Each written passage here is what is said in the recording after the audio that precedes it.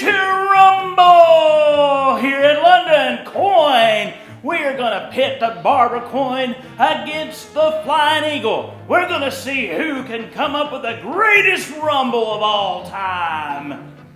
What are you looking at? What are you doing now? Well, I thought I would come up with an exciting new WWE wrestling pitch. We can have one coin fight another coin and they can come together and we can have these tag team matches. What do you think? They're inanimate objects. You can't fight. Yeah. What?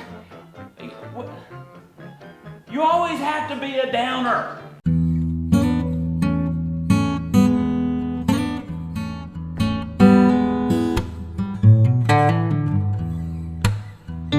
Hello, London Coin and Collectables. It sure is good to see everybody out there. Hello, everybody. Hey, thank you for watching our channel. We've grown to 35 subscribers already. All right. So if you don't mind, share this video with people. Tell them to follow London Coin and Collectables. We'd sure like to have more people on board.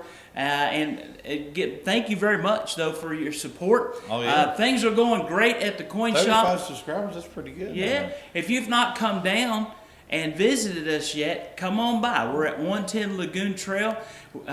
Mike's shop is in the back of the veterinary clinic. There's a whole another building that was attached to Cumberland Valley Animal Hospital, and it's the actual back part of it. You won't be able to miss it because Miss Sue marked the parking lot up real good. So there's stuff there. It looks really good. Looks really good. But we got our banner up now. We got some writing on the glass. We're waiting on just a few more of the vinyl to come in so we can deck out the windows. But yeah, you can't miss it. If you can follow the blacktop, it is beautifully leads you right to the coin store. And we got woods and plenty of good parking. It's easy to get in and out of. There's no major highway traffic. So just come on down and enjoy. We've got tons.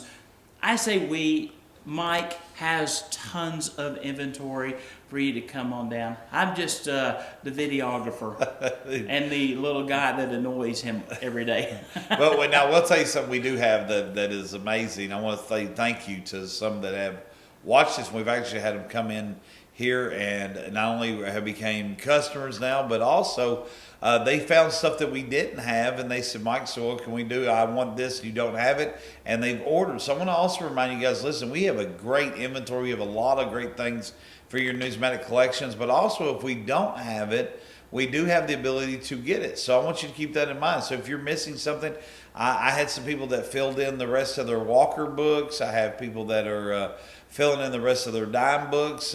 So listen, anything that we can do to be a blessing to you, we want to be able to do so. But we want to thank those that have come in and have ordered things from us and have purchased coins from us. And we can't wait to meet the rest of you. That's awesome. That is a great intro.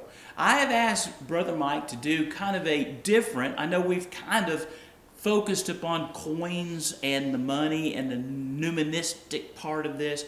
But I've asked him to do a little bit of a different video today because studies have shown that collecting stamps, collecting coins, collecting medallions, being in the collection of any form of numismatics has been on the decline since the 1970s.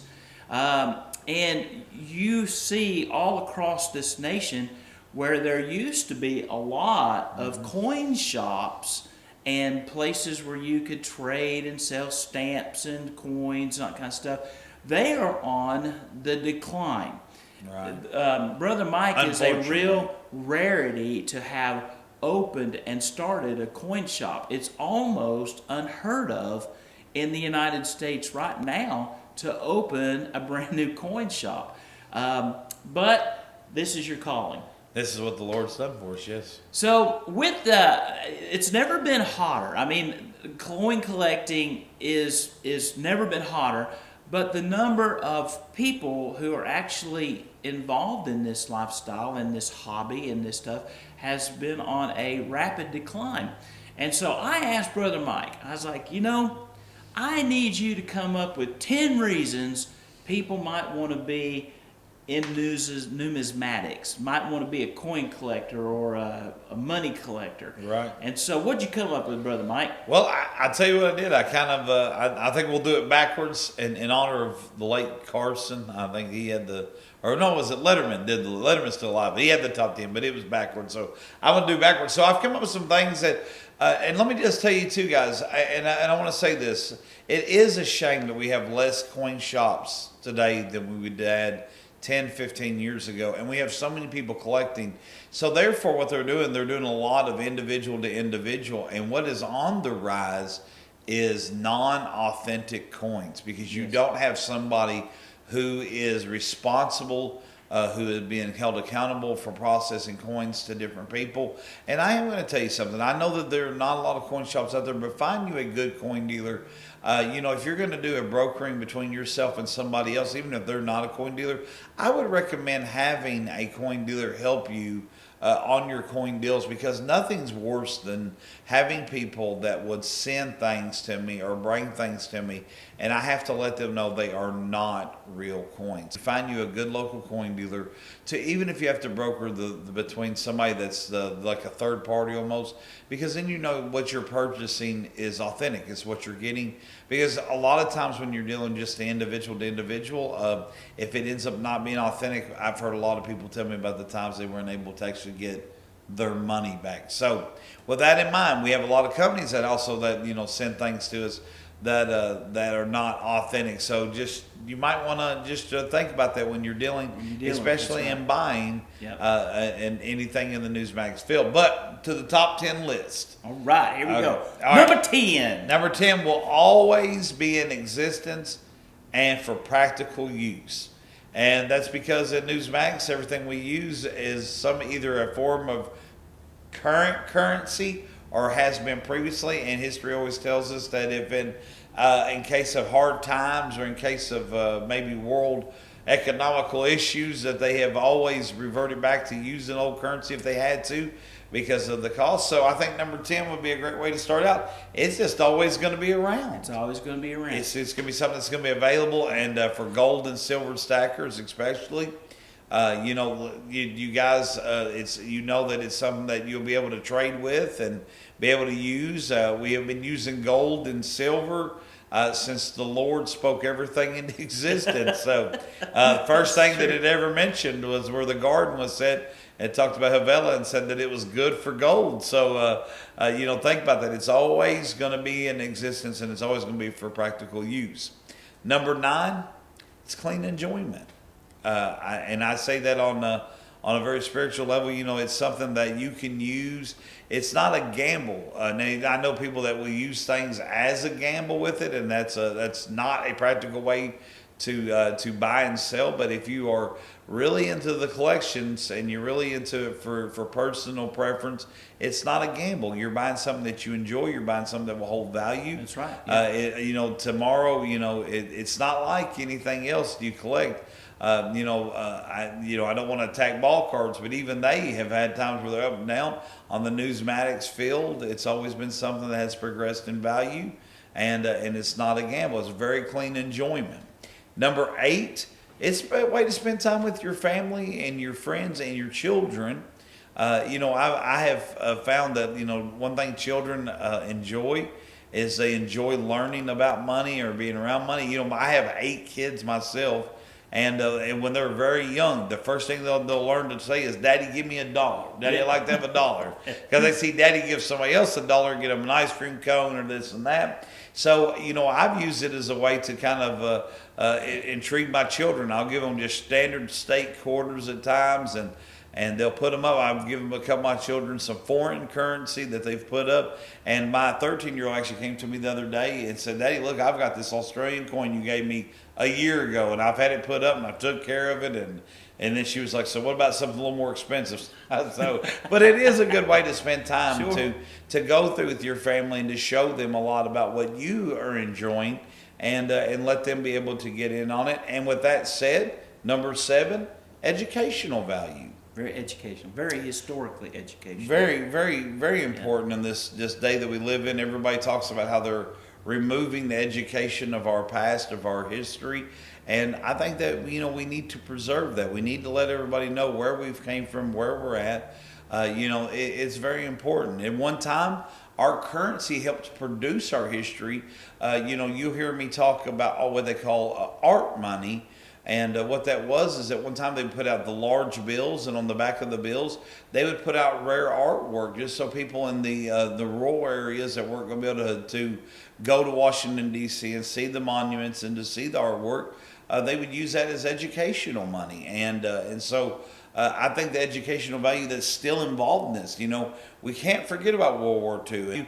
The government used to send it out to help educate people on the current activities of the world, and and it still is really. You get some foreign money. You show your kids about the euro versus the ping and all the different types of currencies around the world, and it lets them know what we have. Yep. All right. So number 6, honestly, it's a way to build wealth. It is a great investment for your if you guys that do the portfolios. It is a wealth building activity. I started out. My wife was telling somebody the other day. I started out with just buying rolls, and then I had some of my old collection that I had. Then I went from doing that to kind of built up the hunger I started doing some trading, and the next thing I know, really about almost 3-4 years ago, I started trading between people and companies and this and that, and sure. now I'm a partner in a great coin business, and I'm very excited about that. And so it's also a great side hustle. Yeah, Like if you have a full-time job, but you like to coin hunt and roll hunt and do some trading, and you like this stuff, you can invest in a coin that you may give $50 for. You find that it's a double die or it's got a high grade, and you spend the time with that coin, you might turn around and sell it for $200 or $300. Yep. Oh, yeah. And then, the best way you do it, you're out here, you buy coins from, yard sales or this and that, and then you find out it's worth money, and you say, hey, I'm going to go down there and see Mike, and I'm going to get him the numismatic value out of this coin. So, anyways, it's been Number 5. Number five is a great investment.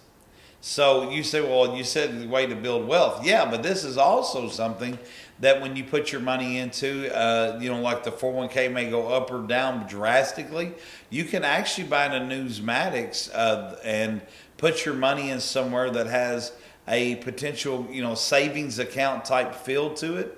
I know guys that buy silver, and they'll try to buy it at a place where they put their money up to where, they don't feel like they're losing on the everyday, because I'll tell you why. When the economy, it's a hedge against inflation.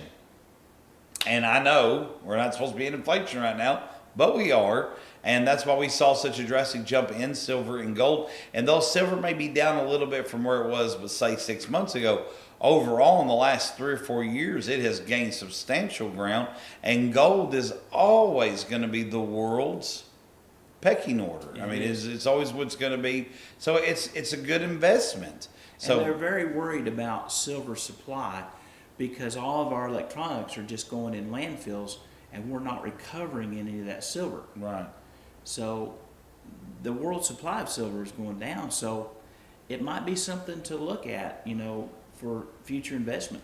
I've always heard that it's a great hedge against inflation. So it's a great investment to have in your family, to put up for your family. Number 4. Oh, well, talking about family, it's a great thing to leave for an inheritance. It is. It actually, there has been people I've heard that have gotten hold of coin dealers. I've not had this myself per se just yet, but they've gotten a hold of other coin dealers and sold off large collections to even pay for funerals and stuff of family members they lost. And then I've had people, now I've had this side of it, where family members left them an inheritance of coins, and they needed the money more than they needed the coins, and they brought those to me. And I've just recently had a man sold me his entire family collection, and he said, this was a blessing that someone had thought that much about him, his aunt actually, to leave him the collection. And it was a blessing to him. So it does make great inheritance. But also, can I tell you, for a lot of people, sentimental things. For you numismatic guys out there, that your family knows that you love numismatics, They know there's certain things that are special to you. These things are great as family heirlooms to pass from family to family.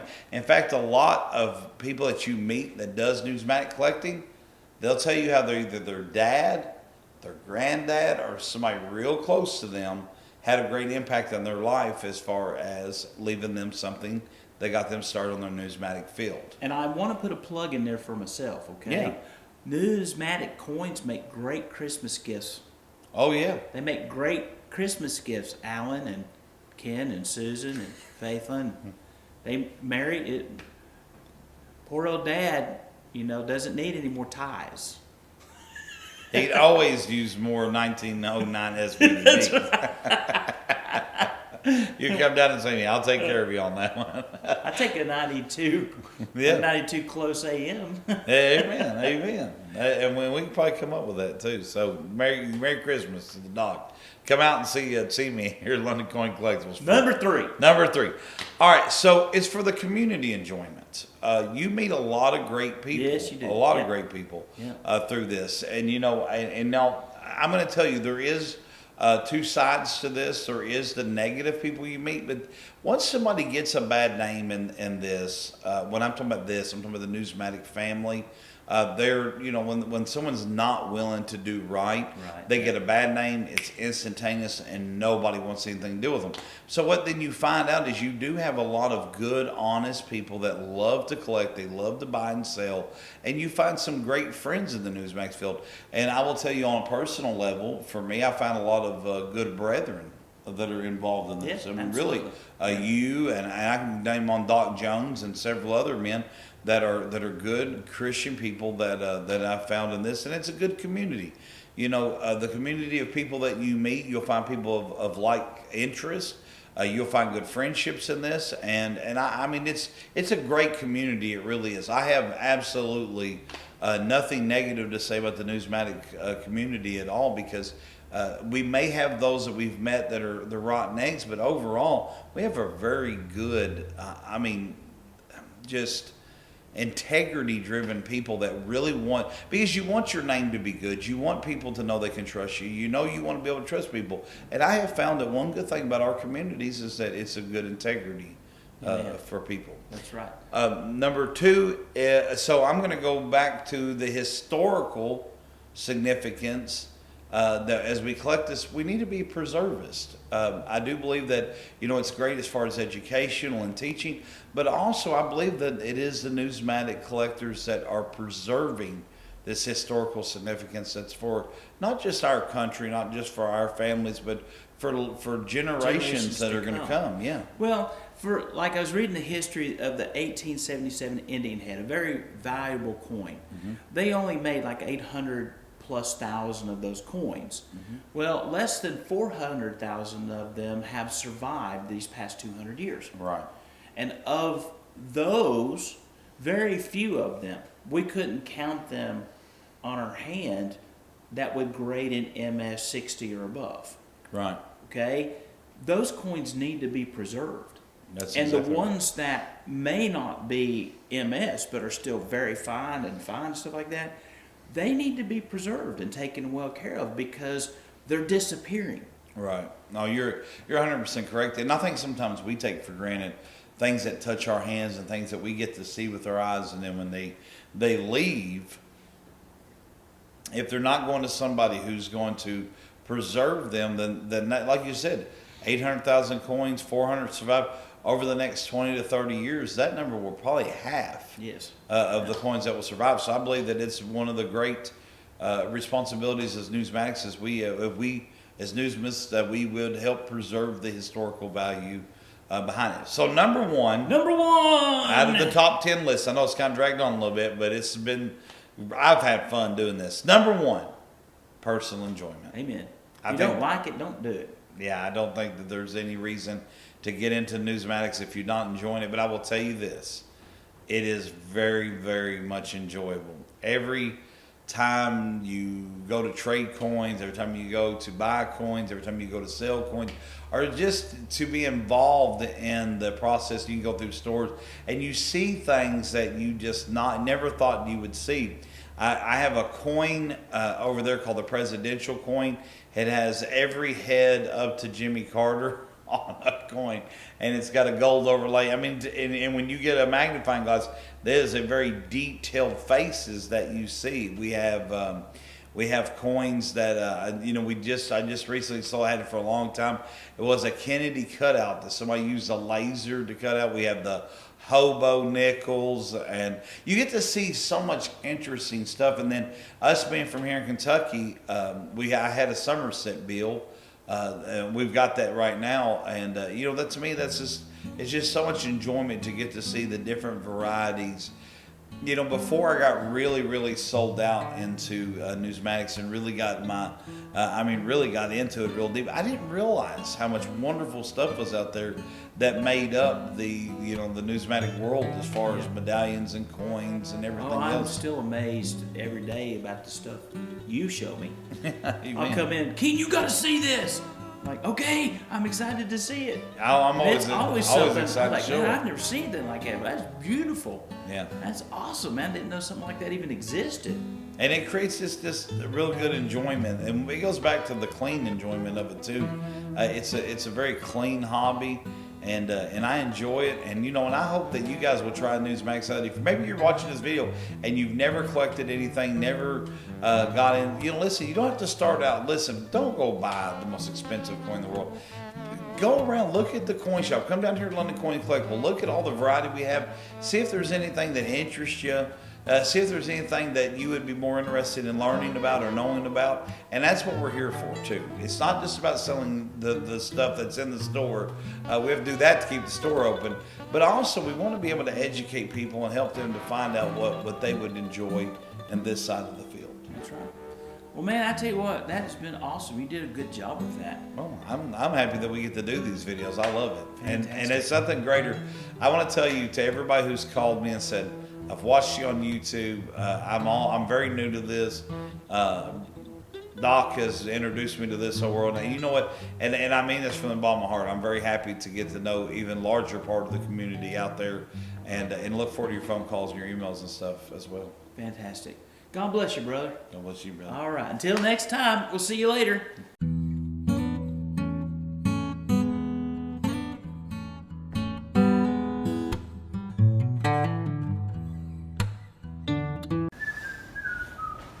This is for the outtakes. Peace. Peace.